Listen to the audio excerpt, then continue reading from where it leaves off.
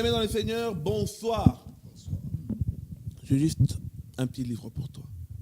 Toi qui me suis, j'aimerais que tu t'invites à pouvoir prendre le temps de commander ce livre.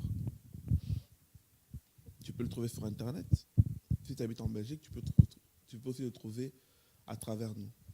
C'est un livre qui est écrit par un ministre de Dieu, Fred Nsita. Il parle de qui se cache derrière la musique profane. À l'intérieur, il détaille plusieurs types qui se cachent derrière plusieurs types de musique profane.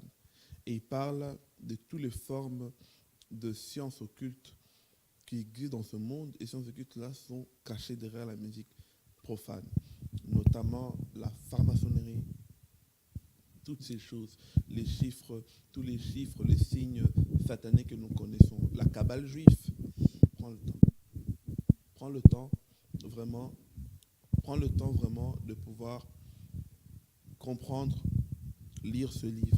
Il est vraiment recommandable pour ta foi, recommandable pour que tu puisses comprendre qui se cache derrière la musique profane. Tu comprendras pourquoi tu as arrêté la musique profane.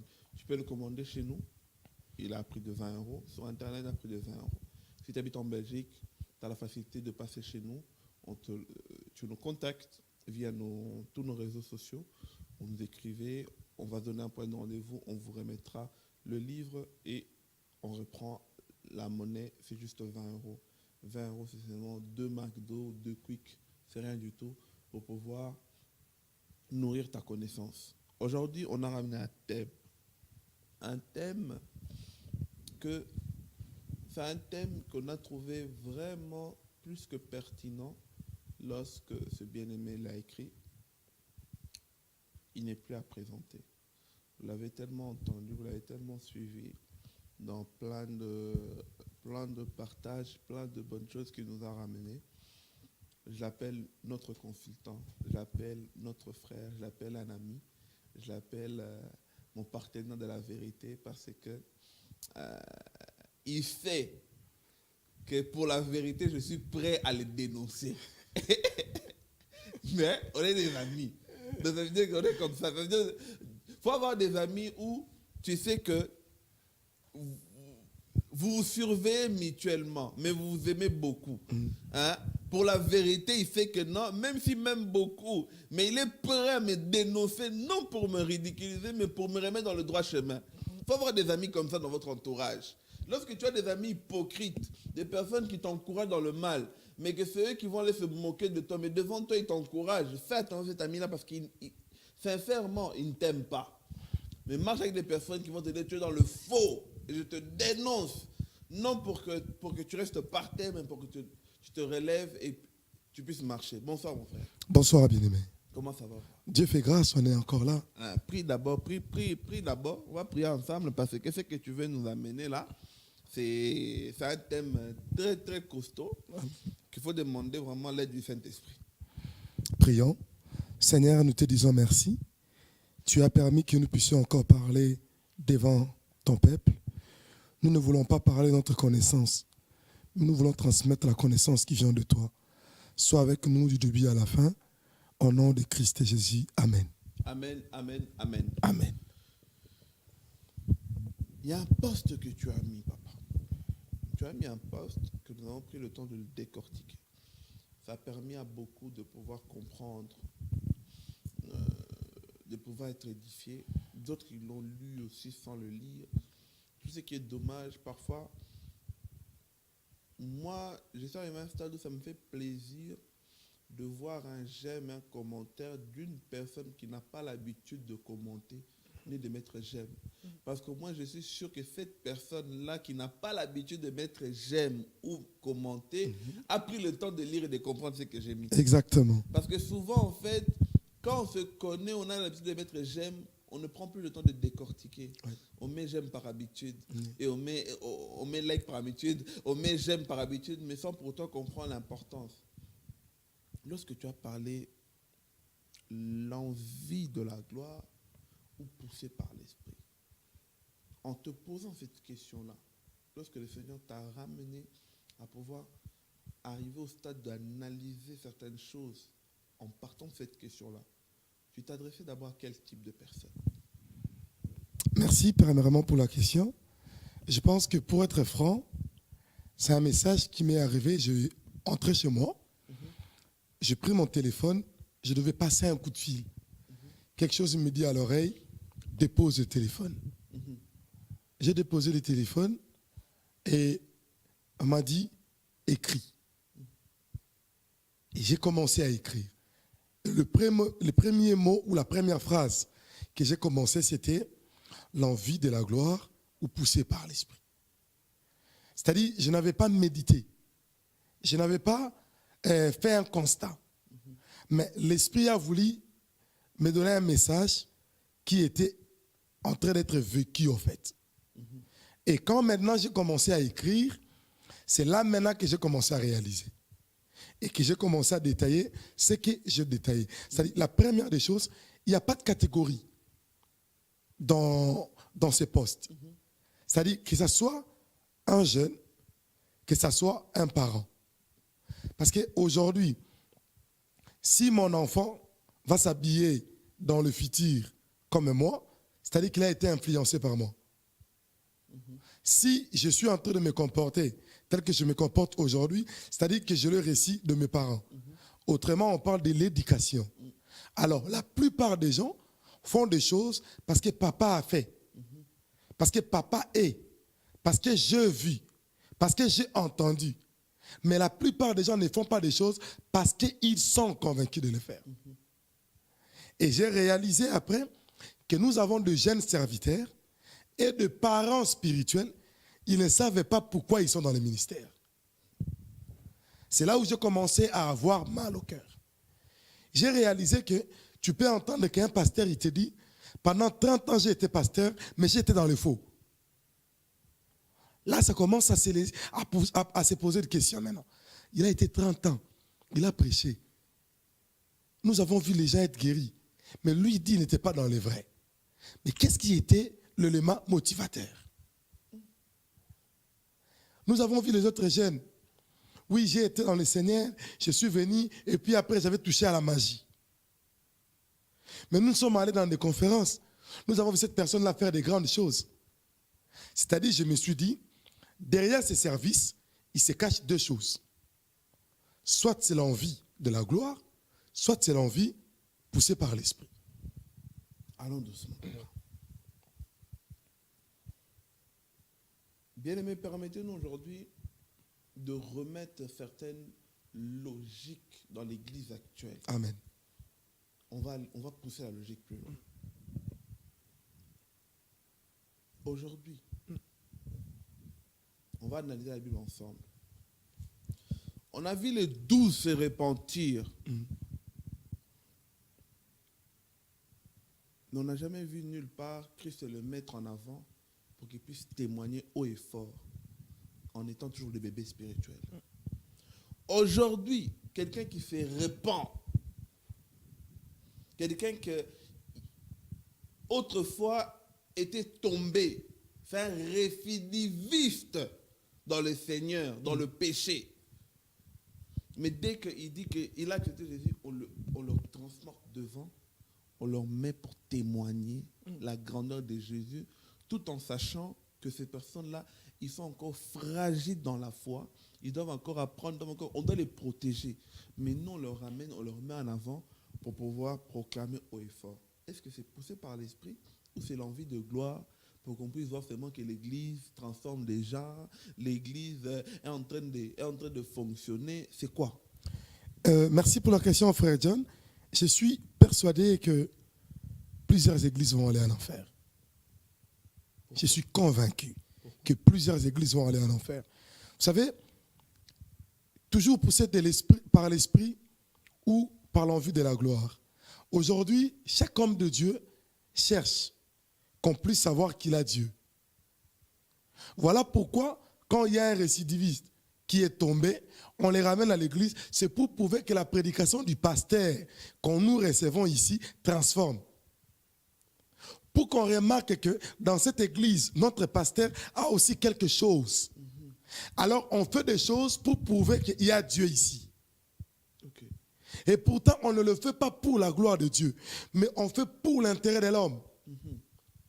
Même quand vous voyez la plupart, je sais que peut-être que Dieu va t'inspirer, il y aura des questions là derrière. Même quand vous voyez les jeunes serviteurs sortir aujourd'hui comme de l'eau, ce n'est pas pour la gloire de Dieu. Même si on dit que c'est une nouvelle génération, ce n'est pas pour la gloire de Dieu. Aujourd'hui, comme tout le monde veut être appelé daddy, il va se faire appeler daddy par rapport à quoi? S'il n'a pas laissé les enfants, il n'a pas fait sortir les enfants. Et moi aussi, Hervé, parce que j'ai vu John sortir, je vais aussi sortir. C'est l'envie d'envier John qui m'a poussé à aller chercher aussi à me faire reconnaître un ministère que j'ai. Donc les pasteurs qui pensent que, parce que la personne venait de se convertir et qu'il revient dans les péchés, vous savez, je dis quelque chose. Si je suis dans l'erreur, tu vas me corriger. Dans les cas contraires, ceux qui sont en train de suivre l'émission vont nous écrire pour dire que frère, cette partie ici, tu n'as pas été cohérent.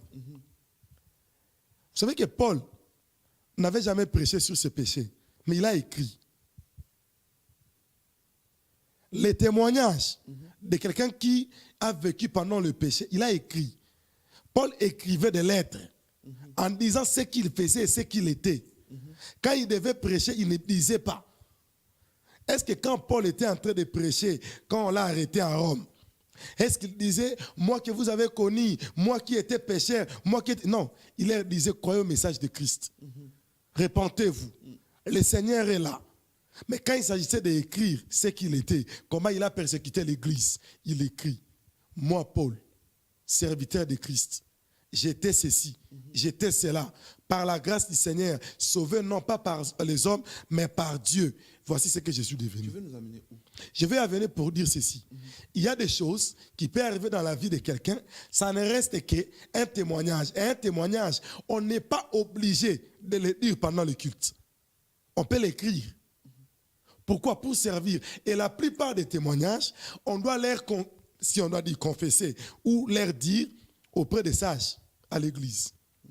C'est les sages qui doivent être au courant de la personne. Pourquoi? Parce que plus il y a des gens qui vont venir confesser leurs problèmes, ceux qui vont arriver, les sages sauront comment les orienter. Voilà pourquoi il y avait le comité des sages dans l'église primitive. Mais aujourd'hui, il y a aussi un petit... lorsqu'on dit sage, on fait souvent référence, corrigez-nous si on ne se trompe pas, on fait souvent référence à des personnes qui ont une expérience. Mais aujourd'hui, on se retrouve parfois dans des églises où les sages, ce sont des jeunes convertis aussi. C'est un danger. Si, c'est un vrai danger, parce que si vous lisez Proverbe 1, Proverbe 2, vous allez voir, il est en train de donner des conseils. Il dit ceci, jeunes gens, ou nous qui sommes des jeunes serviteurs, pourquoi nous commettons des erreurs dans notre ministère? Pourquoi il y a des failles dans notre ministère? C'est parce qu'on s'est éloigné de la science, on s'est éloigné du savoir, on s'est éloigné de l'éducation ou de l'éthique ministérielle. Dieu peut t'appeler en étant jeune. Dieu peut t'appeler, on ne limite pas Dieu. Dieu peut t'appeler, mais il y a un processus à suivre. Dieu a appelé Pierre. Ce n'est pas le premier jour qu'il est devenu prédicateur. Ce n'est pas le lendemain qu'il est devenu prédicateur. Bon, de qui avons-nous comme exemple? C'est la seule question que je me pose. Je suis convaincu, je reviens encore, la plupart des gens servent Dieu par l'envie de la gloire. Il faut que les gens voient que Dieu m'a converti. Il faut que les gens voient que Jésus est capable de transformer un impudique à une personne parfaite. Il faut que les gens voient que moi qui étais une femme connue de tout le monde, j'ai couché avec plusieurs hommes, Dieu m'a transformé. Non, Dieu n'a pas besoin d'épater les gens. Et tout ce qu'on est en train de vivre aujourd'hui, c'est l'empressement en fait. De chercher à se faire connaître. La sagesse, sur le plan ministériel, réside sur l'expérience vécue pendant un long moment. Paul avait reçu Christ. Paul a été baptisé, mais Paul n'avait pas encore de l'expérience. Voilà pourquoi quand il venait avec d'autres messages, il y avait un bien-aimé Jacques et un autre bien-aimé Pierre qui disait Attends, papa, équilibre un peu ça. Colana noir. Ce que tu dis là, mais On va les tailler un peu. voilà. Parce que quand il disait la foi, un jour Jacques posa la question, ça servira à quoi de parler de la foi si la foi n'a pas des œuvres? C'est-à-dire, il faut que nous qui sommes jeunes, moi aujourd'hui, j'ai été étonné.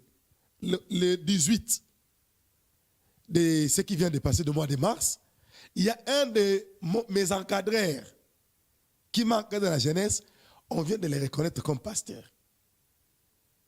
C'est-à-dire après 20 ans.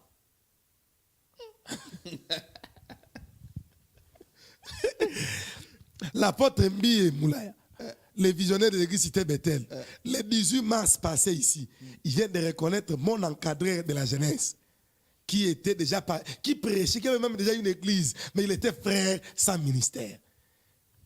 20 ans après. On le reconnaît. On les reconnaît. Parce que nous, on nous a enseigné ceci. Pour reconnaître le ministère de quelqu'un, il fallait d'abord voir les œuvres fournies dans le ministère. Parce qu'on n'octroie pas un ministère ou on ne reconnaît pas un ministère sans les œuvres. Avant d'appeler quelqu'un qui a un ministère prophétique, laissez-lui d'abord travailler si nous allons voir exactement si vraiment il travaille sur l'onction et l'appel prophétique. Avant d'appeler, comme j'ai dit, exemple, mon ami pasteur Yoshua, avant de l'appeler pasteur Yoshua, nous devons d'abord expérimenter est-ce qu'il a fourni les caractéristiques qui prouvent qu'il a été appelé comme étant un pasteur. On ne outroie pas un ministère avant les œuvres. Et c'est ça l'erreur aujourd'hui. Moi, je suis très à l'aise d'être encore frère sans ministère. Mais je suis en train de fournir les œuvres qui vont dire exactement dans quoi j'ai été appelé. Mais aujourd'hui, nous avons les appels avant les œuvres. Voilà pourquoi quand nous commençons maintenant à dire à ces gens-là, nous avons constaté que ce n'était pas poussé par l'esprit, mais ça a été poussé par l'envie de la gloire. Wow. Vous vous êtes fait appeler prophète par l'envie de la gloire. Parce que si c'était poussé par l'esprit, on allait d'abord voir les œuvres. Quand la Bible dit ceci, vous les connaîtrez par les œuvres. Mais aujourd'hui, nous, on ne connaît pas d'abord les œuvres du prophète, mais on connaît d'abord l'appel du prophète. Et ce qui est pire encore, il y en a même qui arrivent.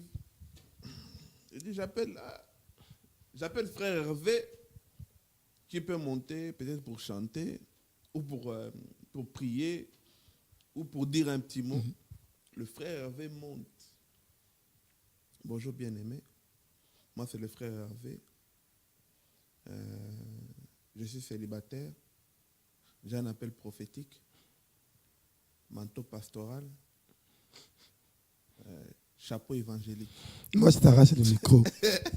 Moi, Hervé, je t'arrache le micro. Mais là, tu nous fais la propagande de tes appels. Hein? Pourquoi? Et tu attends que le diable va t'aider à arriver à ton appel. Frère John, ce sont des gens à retirer le micro. Vous savez, j'ai dit ceci. La faute est à celui qui a créé le micro. La faute. Non. Pourquoi j'ai dit ça? Faut pas dire la faute. Vous savez, le micro ici. Le micro Papa, est mal utilisé. C'est pas non, la non. faute. C'est pas la faute du créateur. Quand je dis la faute est à celui qui a créé le micro. Poussé par l'envie de la gloire ou poussé par l'esprit. Si nous enlevons les micros, nous enlevons les réseaux sociaux, tu vas servir Dieu. Qu'on se pose maintenant des questions. Tu sers Dieu parce qu'il y a une caméra à côté. Si on enlevait la caméra, tu restes dans l'anonymat. Est-ce que tu vas servir Dieu? Que personne ne te connaît, personne ne te Tu serviras Dieu. Pourquoi aujourd'hui on filme les églises? Pour montrer qu'on a évangélisé, non? Qu'on a beaucoup de membres. Qu'on enlève ça. Excusez-moi, je vais peut-être vous choquer. Moi, je suis contre le live du culte de dimanche.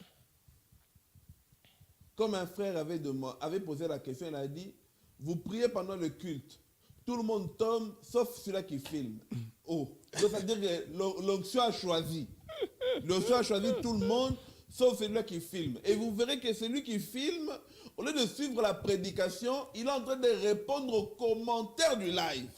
Maintenant, tu es connecté à quel esprit? Tu es connecté au live que tu suis ou tu es connecté à la prédication ou au culte que tu es sur place? Moi, je ne comprends pas. Le pire même, c'est quoi? Hein, le pire de cette histoire-là du live, c'est quoi? C'est-à-dire que c'est moi qui suis en train de suivre les lives, je suis saisi par l'esprit, je tombe et j'ai écrit quand même dans les commentaires que l'esprit m'a saisi, je suis en train de trembler, je suis par terre. Mais l'esprit qui t'a saisi là, t'as pas fait abandonner le téléphone. My God.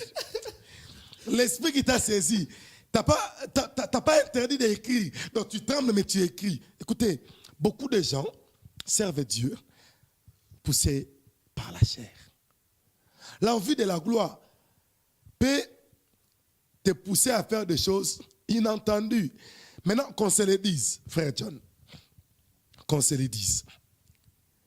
Que j'ai dit ici, si on a levé les micros, on a levé les Facebook Live. Donc, même moi, je ne saurais pas que toi, tu sers Dieu. Donc, on peut se retrouver en cours de route, je te passe. C'est-à-dire la plupart des gens ont besoin de cette notoriété-là. Ils ont besoin de ça, qu'on puisse les reconnaître, qu'on l'appelle pasteur. Écoutez, l'apôtre Mbi, je ne sais pas pourquoi aujourd'hui je cite beaucoup son nom, on l'appelle frère Mbi jusqu'à aujourd'hui. Pourquoi? Ça n'a jamais dérangé? Non. Je suis allé au Congo en 2017, frère. J'ai vu mon encadré, donc mon premier encadré, pas celui qu'on vient de reconnaître le ministère. J'ai trouvé avec une grande église. Tout le monde l'appelait pasteur Stéphane, pasteur Stéphane. Moi, je l'appelais frère Stéphane. Et ça n'a pas scandalisé? Non! Parce qu'on a l'habitude de s'appeler des frères. Et lui aussi m'appelle frère Hervé. En fait, là, il y a 10 ans, il y a 5 ans, cette histoire-là de Daddy n'existait pas. On était bien frères. Moi, j'ai vu un frère. Il est converti il n'y a pas longtemps. Il n'y a pas longtemps. Pas peut-être, même 2 ans, ce n'est pas encore. Mais il est déjà père spirituel. C'est grave, ces histoires. C'est très grave. Et le pire, les gens n'ont même pas peur de se faire appeler père spirituel de quelqu'un. Je vais dire quelque chose aussi de très dangereux. Est-ce que le père spirituel sait qu'il peut aller en enfer à cause de ses enfants? Ah, vous ne savez pas ça? Ils ne savent pas. Ah. Ils ne savent pas. Ah. Ils croient que c'est l'honneur. Non. C'est un fardeau. Jésus dit ceci. De tout ce que tu m'as donné, je n'ai perdu aucun, sauf le fils de la perdition. Maintenant, toi, tu es le père de combien? Tu en as déjà perdu combien? Sois fier de t'être appelé daddy, daddy. Mais combien en étant daddy tu perds? Et les daddy aujourd'hui, quand ils pêchent, je ne veux pas qu'on les reproche. Boni boye. Daddy, tu fais des bêtises, tu ne veux pas qu'on te regarde. Parce que toi, tu es devenu qui? Dieu. Daddy est devenu Dieu. Comme un bien-aimé, comme un pasteur, je bénis pasteur Évariste qu'il a dit. Il a dit beaucoup aujourd'hui. Ils sont devenus des dieux, mais ils n'osent juste pas le dire. Ils ont créé des veaux d'or. Non. Parce que le pasteur, il est qui? Soyons d'abord honnêtes. Parce que le pasteur, il est qui? Pasteur, tu as fait une bêtise et tu ne veux pas qu'on puisse dire que tu as fait une bêtise. Comment toi, frère Hervé, toi, j'insulte Jésus à tes côtés. Tu es tolérant, mais j'insulte ton pasteur, tu es prêt à me taper. Mais ce sont des païens. Ce sont des païens. Ce sont des gens qui n'ont jamais connu Dieu. Vous savez, moi, j'ai un peu mal de voir des hommes de Dieu. Bon, je ne sais pas si vous allez me permettre. Mais j'aurais appris dans la vie de la gloire et poussé de l'esprit que les enfants de Dieu s'amènent maintenant en justice. C'est grave. C'est grave ça. C'est très grave. Et vous allez me dire que vous êtes pasteur. Vous allez me dire que vous êtes pasteur. Vraiment. Je le dis et je le répète. Il est poussé par l'envie de la gloire de la chair. Maintenant, un pasteur poussé par l'envie de la gloire de la chair, comment peux-tu encadrer les enfants de Dieu? Mais papa, l'homme ne peut donner que ce qu'il a. Si lui il est rebelle, vous allez remarquer, j'ai même ma main à couper. Mais je vais dire quelque chose qu'il n'y a que le frère Nathan qui peut comprendre ce que je veux dire. Je mets ma foi en jeu. Et quand j'arrive à mettre ma foi en jeu, regardez à son entourage. S'il est impudique, il ne manque pas des impudiques à côté de lui. Tout est clair. Parlons de cette jeunesse que nous sommes en train de voir. Je ne sais pas si Joël 2 a mal écrit. Le pauvre Joël. Pauvre apôtre Joël et prophète Joël. J'aimerais d'abord lire ça aujourd'hui. Ton verset, peut-être, on va ouvrir un peu. Bien aimé, prenez un peu ce verset, peut-être on le comprend mal. Hein?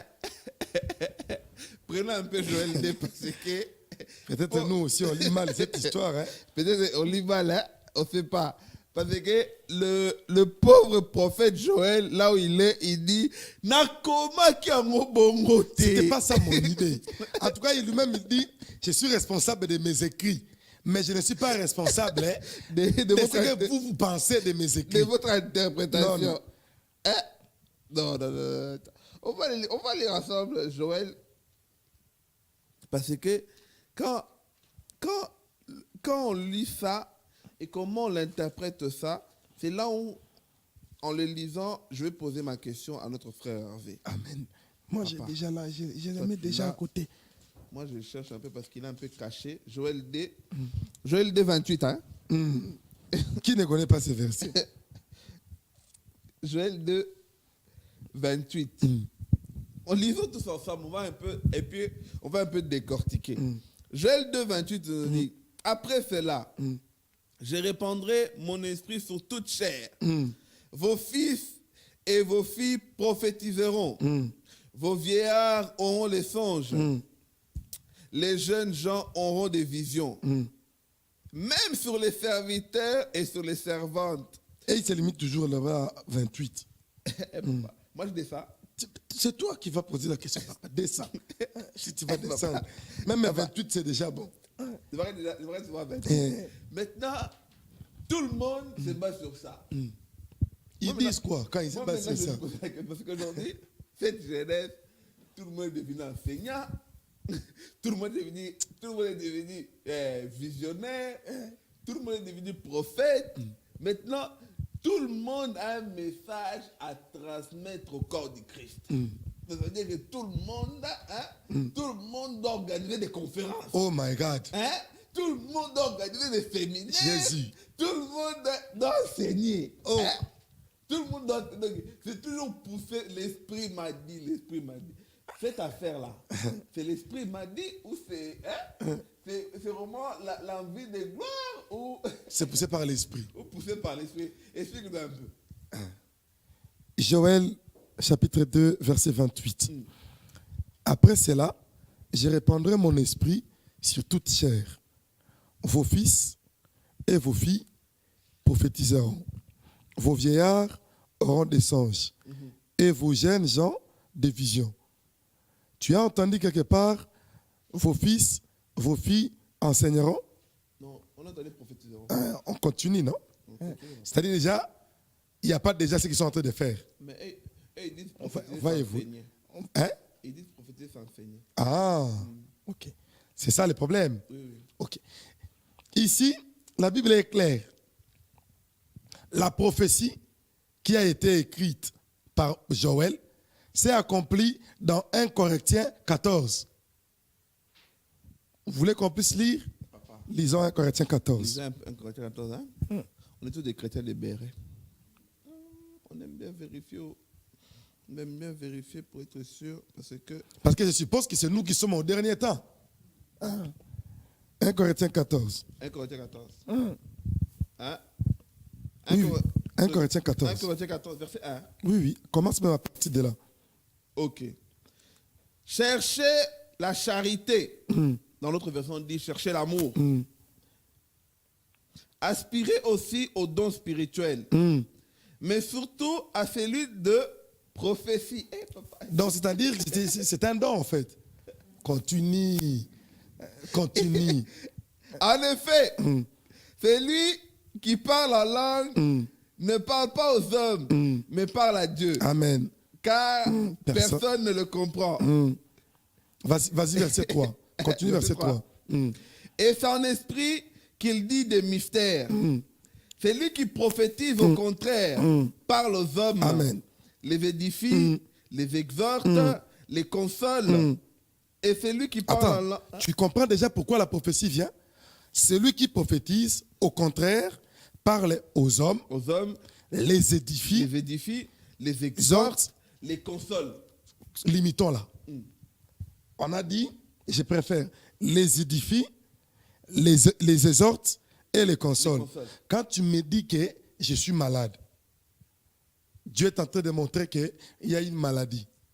Tu m'as consolé, tu m'as détruit. Tu m'as édifié ou tu m'as exhorté. Tu m'as détruit. Quand tu me dis que je suis en train de voir un mariage à venir, tu m'as exhorté, tu m'as édifié ou tu m'as consolé? Tu m'as consolé dans mon envie de la chair. Non. C'est-à-dire, la consolation, c'est quoi? Et tu m'as consolé dans mon envie de chair? Non, tu m'as même peut-être... Bon, je pourrais même dire que tu m'as donné l'espoir. La consolation, c'est quoi? C'est-à-dire que je suis ici, j'ai mal. Je ne crois pas que Dieu peut me pardonner. Et une parole qui sort, qui dit, même si tu as péché, Dieu est capable de te pardonner. Ça, c'est la consolation. Voilà. Ça, c'est la Te consolation. redonner une vie dans le M'édifier, c'est quoi? Bien-aimé dans le Seigneur, il est mieux de te conserver dans la foi. Éviter de pécher. Éviter de marcher dans l'impudicité. Là, ils sont en train de t'édifier.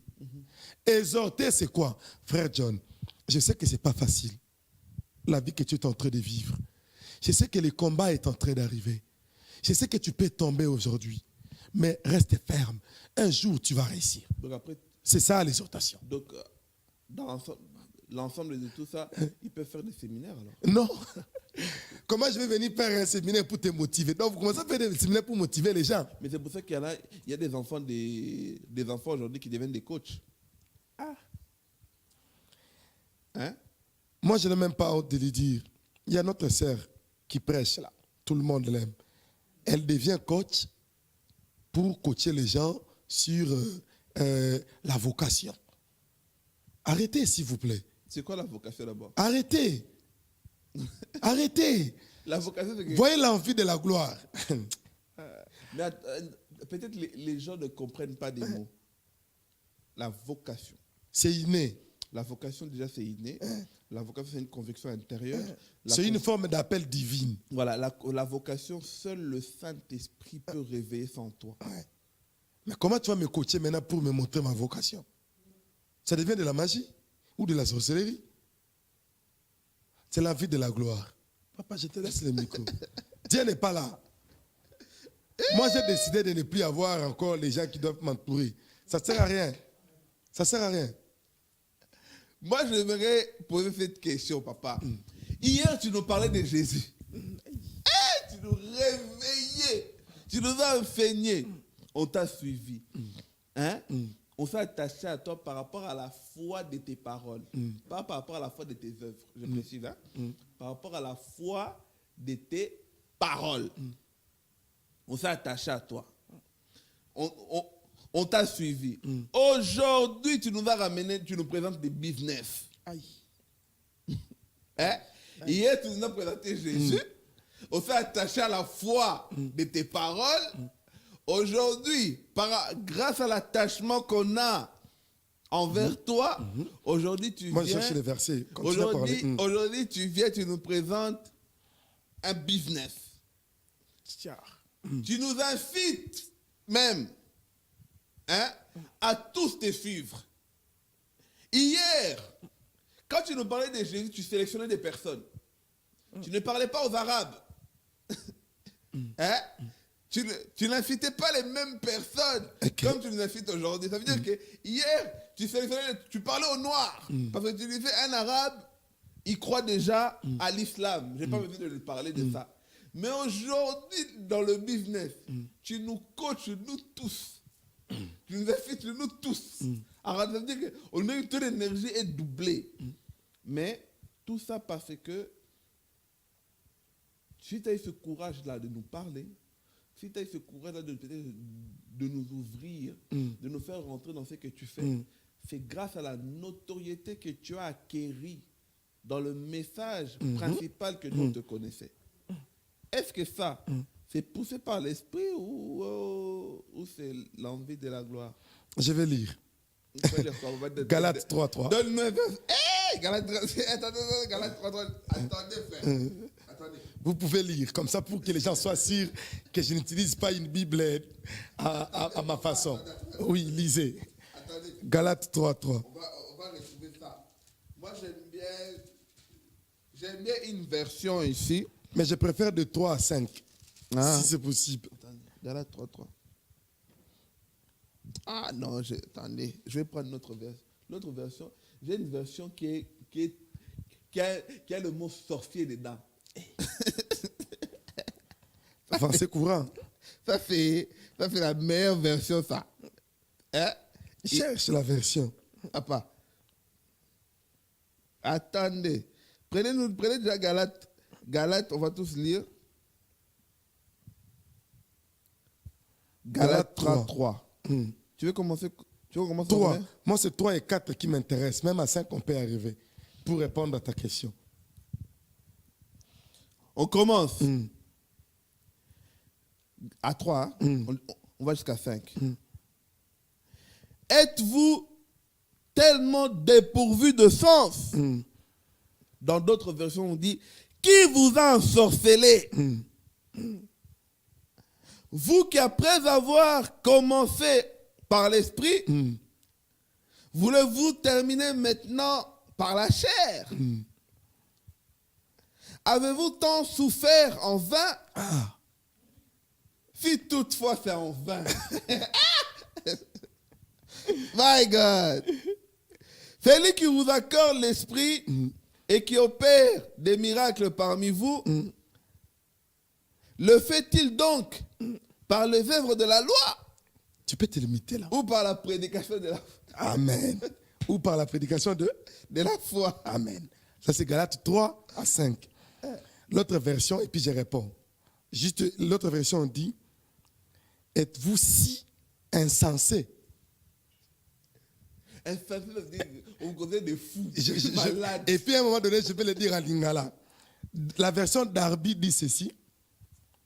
Non, la version d'Arby dit, êtes-vous si insensé?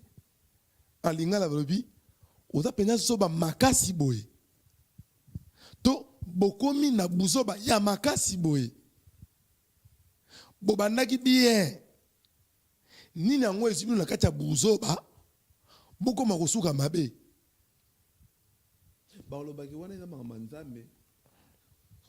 Je vais évoluer. Voilà pourquoi j'ai voulu répondre. C'est de l'abondance du cœur que la bouche parle. Si Dieu est la matière première dans ta vie, tu parleras de Dieu plus que tout. Si Dieu n'est pas la matière première, tu auras des justifications. Lui-même, il a dit, nous devons travailler, ce n'est pas facile, la main ne tombera plus du ciel, il faut aller chercher, il faut aller faire ceci. Si Dieu ne plie la matière première, c'est fini. Frère John, je suis convaincu qu'aujourd'hui, je peux laisser mon travail, je peux tout laisser, je peux perdre ma maison. Si Dieu m'a dit de laisser, il prendra soin de moi. Dieu n'a pas besoin de mon coup de pouce. Dieu n'a pas besoin de prouver aux gens qu'il est un Dieu qui bénit. Dieu n'est pas en compétition, frère John. Dieu n'est pas en compétition. Nous, les chrétiens, aujourd'hui, poussés de l'envie de la gloire, nous avons ramené Dieu comme un compétiteur. Il doit aussi prouver aux païens qu'il bénit. Il doit aussi prouver aux païens qu'il élève. Il doit aussi prouver aux païens qu'il met des millionnaires. Chers frères et sœurs, vous qui êtes entrés dans cette histoire ici, j'ai beaucoup entendu parler de ça. Et à chaque fois que je vois, j'écris seulement, je suis ici pour lire des commentaires. Mais aujourd'hui, je ne suis pas ici pour lire des commentaires, mais je suis ici pour donner mon avis. Et c'est ce que dit la Bible. Frère, vous avez bien commencé. Vous avez très bien commencé dans l'œuvre de Dieu. Vous commencez à chiter. Vous commencez à faire les affaires avec les incirconcis. Vous commencez à faire des affaires avec les athées. Vous commencez à faire des affaires avec les gens qui sont prêts à vilipender la foi que vous êtes en train de confesser. Ils te diront, toi, tu travailles avec des athées aussi. Ils me diront que moi, je travaille avec les athées. Je vais répondre très bien. Exemple, moi, je travaille à la commune. Je travaille avec les athées. C'est qui l'athée à la commune? Peut-être le bourgmestre. Je ne travaille pas pour le bourgmestre. Je travaille à la commune. La commune. C'est qui ton employeur? C'est la commune, mon employeur. C'est l'État. C'est pas le bourgmestre. Non. Le bourgmestre n'engage pas. Même lui-même, il est élu. Non. Frère, le secrétaire, je n'ai pas besoin. Le secrétaire. Le secrétaire est engagé par la commune. C'est pour dire ceci. je ne veux pas justifier mon travail pour donner gloire à ce que je suis en train de faire. Si je suis en train de travailler, c'est par rapport à des compétences que Dieu a permis que je sois là.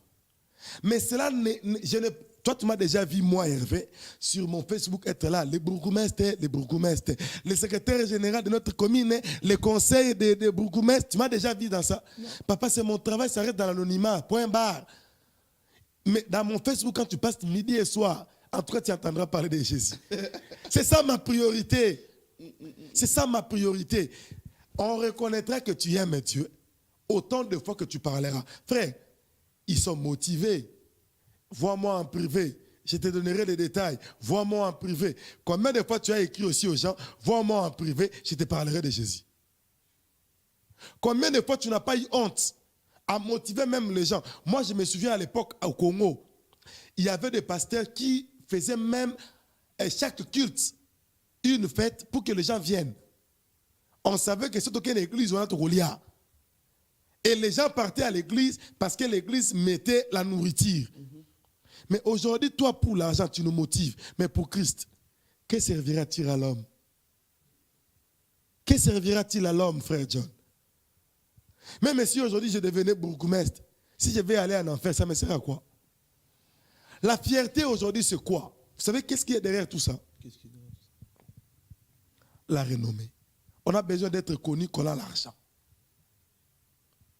Les gens ont besoin qu'on connaisse, qu'on sache qu'ils ont l'argent. Les gens ont besoin de ça. Parce que le but, c'est quoi? C'est de devenir millionnaire, non? Et ils sont convaincus que c'est Dieu qui a donné ce moyen-là pour qu'ils deviennent millionnaires. C'est ça. Et surtout que... c'est illégal. Et quand c'est illégal, prédicateur de la parole, tu deviens dans la fraude. Et quand tu deviens dans la fraude, tu pêches et tu es en train de prêcher les mensonges. Et tu mets en cause ta prédication. Et Galate te pose la question. Tu as bien commencé, frère. Tu as bien commencé, ma sœur. Nini Mbongo. Donc, à cause de 1 million, tu peux abandonner ta foi. À cause de 1 million, tu peux avoir... Si aujourd'hui, il devient directeur de cette constitution-là, Dieu l'élève, on dit oui, ça va. Mais on lui dit, ici, tu ne parleras jamais de Jésus. Ils vont arrêter. Ils vont arrêter. Ma mère a coupé, frère. La Bible dit l'argent. Ils vont arrêter de parler de Jésus. Ah, ils vont arrêter de parler de Jésus. La Bible dit l'argent est un bon serviteur, mais un mauvais maître. Papa, un conseil, un dernier conseil pour donner à ceux qui sont motivés, peut-être dans cette partie ici. Non, je parle de vraiment ceux qui sont en train de servir Dieu, qui croient qu'ils servent Dieu par esprit, mais qui sont poussés par leur envie. Qu'est-ce que tu pourrais leur dire? Un piège qu'ils doivent éviter à tout prix. En tout cas, la première des choses que je demanderais, d'éviter de porter un ministère très tôt. Vraiment de l'éviter. Parce que le ministère, c'est l'élément qui trahit tout celui qui porte un ministère qui n'est pas appelé. Parce qu'au fur du temps où on va t'écouter, on saura exactement que tu ne l'es pas. On va dire, c'est un aventuré. On va laisser passer. La deuxième des choses, de ne pas servir Dieu par l'envie de la gloire, mais pousser de l'esprit. Frère John, j'étais un jour dans mon bureau. Un pasteur est venu me voir au bureau. Je ne savais pas qu'il était pasteur. Il avait besoin de faire une occupation et comme je suis le responsable, je devais l'aider dans cette histoire-là. Je lui ai aidé, j'ai dit ok, ça va. Il m'a vu au bureau, il ne m'a pas vu prêcher. Il ne m'a pas vu faire un témoignage. Il ne m'a pas vu faire un live. On n'est ni amis avec lui sur Facebook. Il me regarde, il me dit, frère, tu dois venir prêcher. Parce que pourquoi? L'esprit rend témoignage. Et je suis allé prêcher dans son église, qui est l'église La Louange, ici à Bruxelles. Je ne connaissais pas les pasteurs. On ne s'est jamais fréquenté. Il m'a vu au bureau. Il ne m'a jamais vu même dans une église. Il m'a vu au bureau. Mais il a été convaincu que je devais apporter la parole. N'ayez pas à être pressé. Deuxième chose. Je suis allé prêcher à l'église Nzambe Malam. Je ne connais aucun membre de l'église Nzambe Malam, mon frère John. Ni les pasteurs, ni les fidèles. une personne me contacte, me dit que non, on aimerait bien que tu prêches. Les gens de l'église me disent, nous ne connaissons pas les frères. On n'a pas des échos sur lui. Mais Dieu a permis, je suis allé prêcher. Sans réseaux sociaux, sans faire une Bible, sans témoignage. Je conseille à mes jeunes frères en âge, parce qu'ils sont d'abord jeunes en âge et ils sont aussi jeunes dans l'œuvre de Dieu. Je leur dis ceci, ne vous précipitez pas. Laissez le temps au temps. Si Dieu avait dit que tu auras une grande église, tu l'auras. Si Dieu avait dit que tu vas être élevé, tu seras élevé. Mais ne fais pas des choses parce que tout le monde le fait. Un petit conseil, un dernier conseil aux rebelles. Aux rebelles. Aux enfants rebelles. Qui pensent que c'est poussé par l'esprit qui doit quitter l'église. C'est poussé par l'esprit qui doit revenir. C'est poussé par l'esprit qu'on ne peut pas la condamner ou on ne peut pas lui condamner dans son péché. C'est poussé par l'esprit qu'il est resté à la maison, qui comprend et qui remet en question toutes les bases qu'autrefois elle acceptait ou il acceptait. Qu'est-ce que tu pourrais leur dire? En tout cas, je pense que cette personne-là doit revoir sa vie de la foi. C'est-à-dire, il n'est ni chrétienne ou ni chrétien. Il n'est plus dans la chose de Dieu. Ou peut-être il n'a jamais accepté Jésus. Non, il peut se faire qu'il avait accepté. Mais l'erreur, c'est quoi? Quand tu écoutes plusieurs personnes, tu tombes sur un faux. C'est comme quand une fille n'est pas disciplinée. Tu finiras par tomber par un garçon qui va t'engrosser ou l'autre peut-être qui va te donner la maladie. La chrétienté aujourd'hui n'a pas de discipline. Frère John, je l'aime bien, je vais écouter. Vous savez, moi, j'étais aussi comme ça, frère John. Mes jeunes serviteurs, mes jeunes frères, je partais tout le temps dans leurs conférences, mais je n'y vais plus. Je ne pars plus. Mais je les aime, mais je ne pars plus. Pourquoi? J'ai l'impression que je reçois une sémence qui ne cadre pas avec la sémence que moi j'avais déjà. La sœur ou les frères qui met en cause ce qu'il a accepté avant, je pourrais même dire qu'elle est déjà perdue. Elle n'est plus dans la foi. Et si Christ revenait aujourd'hui, il va aller en enfer. L'enfer est... Elle est motivée par quoi? Par le désir de connaître. Par le désir de connaître. Ce qui est différent par le désir de la connaissance.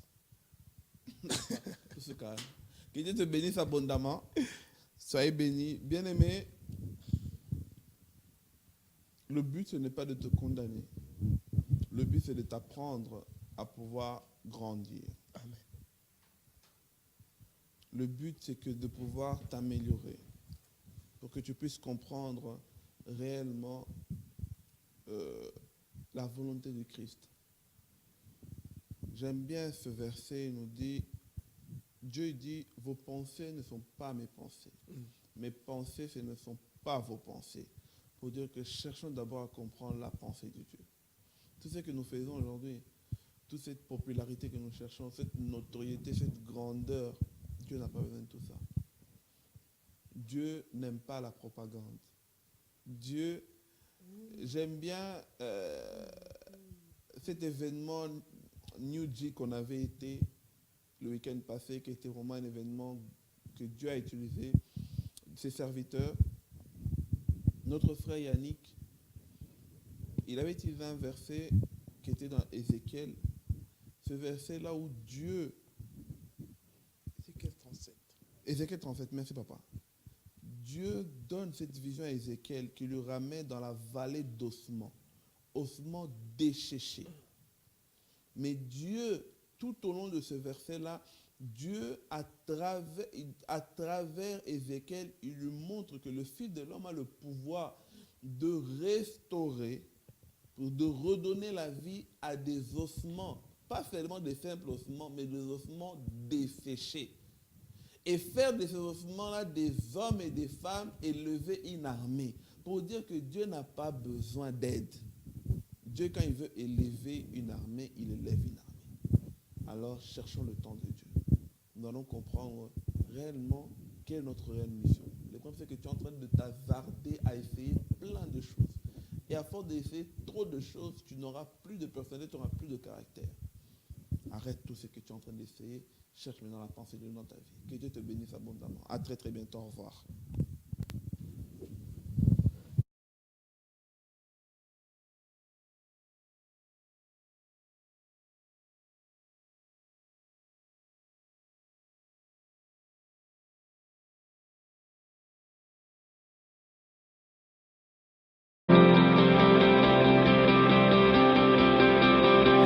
My life is a life for your cause.